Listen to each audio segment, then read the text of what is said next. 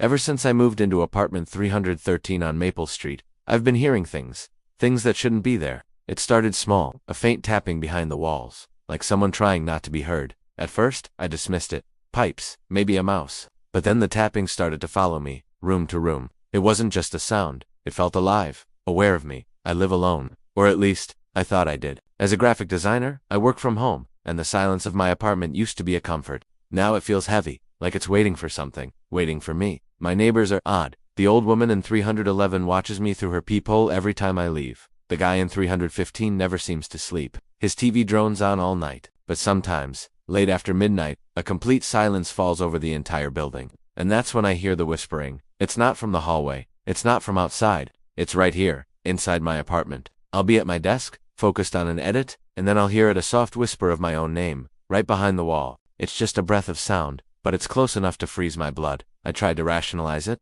The neighbors, maybe through the vents. But when I pressed my ear to the wall, the whisper would just move, materializing on the other side of the room. Sleep became a stranger. I'd lie awake for hours, waiting for the sound, and the less I slept, the louder it became. I started leaving my phone on record, desperate for proof. But every morning, the audio files were gone, wiped clean. I thought maybe I was deleting them in my sleep, just from sheer exhaustion. But then my phone started recording by itself. One morning, I woke up to find a 3-minute clip, saved at 3:17 a.m. My heart pounded as I hit play. All I heard was breathing, my own shallow breaths, and something else. A second set of breaths, deeper, slower, right next to the microphone. That was it. I had to get out. I packed a bag, frantic, but when I pulled open my apartment door, the hallway was pitch black. All the lights were out. The elevator display was frozen on the number 3. The doors were sealed shut. I ran for the emergency stairs, descending flight after flight, but somehow, they just led me right back to my own floor. It was like the building itself wouldn't let me leave. The next day, I called my landlord. His voice was cold when he swore there was no tenant listed for apartment 313. He said the last renter had moved out 2 years ago. After an incident when I pressed him for details, he just hung up. I scrambled for my lease papers. My name was there, the address, the date, but the space for the unit number was completely blank. Was I going crazy? I hadn't slept in 3 days. My reflection in the bathroom mirror looked hollow, pale. And then I saw them, fingerprints, smeared on the inside of the glass. They weren't mine. That night, I decided to try one more time.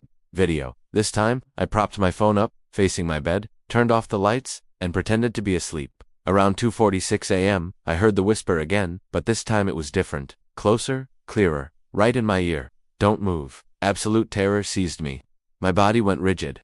I could feel a presence leaning over me, its cold breath on my neck. I tried to scream, but the air was stolen from my lungs.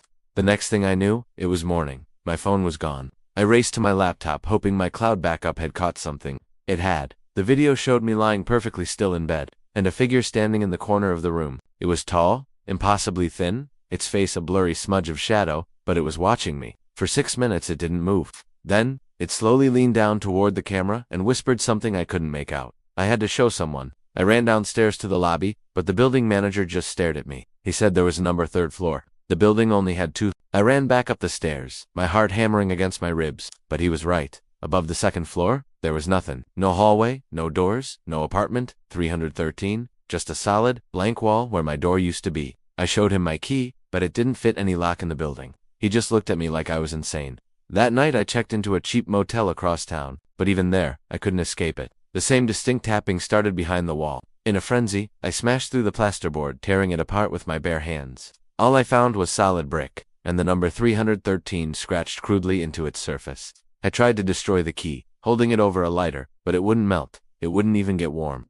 I went for days without sleep. When I finally collapsed from exhaustion, I dreamed I was back in the apartment. The same narrow hallway, the same chilling whisper. Welcome home. I woke up with a gasp. I was lying in my own bed, in apartment 313. My phone was in my hand, the screen on video still recording. The timestamp read 3:17 a.m. I looked at the screen and saw my own reflection sitting up in the bed, but I wasn't moving. The reflection, it smiled at me. I dropped the phone and scrambled for the door, banging and screaming until my hands were raw. And from my reflection, I heard my own voice whisper, "You shouldn't have left." Then, everything went silent again, except for the tapping, faint, but steady, coming from inside the wall. I think I'm still here. I think I've been here the whole time. Sometimes, I hear someone else moving around. Maybe a new tenant, someone who thought they were just renting a quiet little apartment on Maple Street. But the walls, they don't let anyone leave. I've stopped fighting it now. The whispers are softer when I listen. Sometimes they even laugh with me. Maybe I'm the one behind the wall now. Maybe that's how this all starts.